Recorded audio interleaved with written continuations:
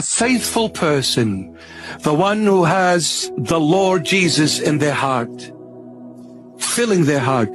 They're happy with what they have, content with what they have.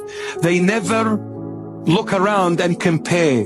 They're never envious. They're never jealous of other people, because what they have is priceless. Who can afford the Lord Jesus?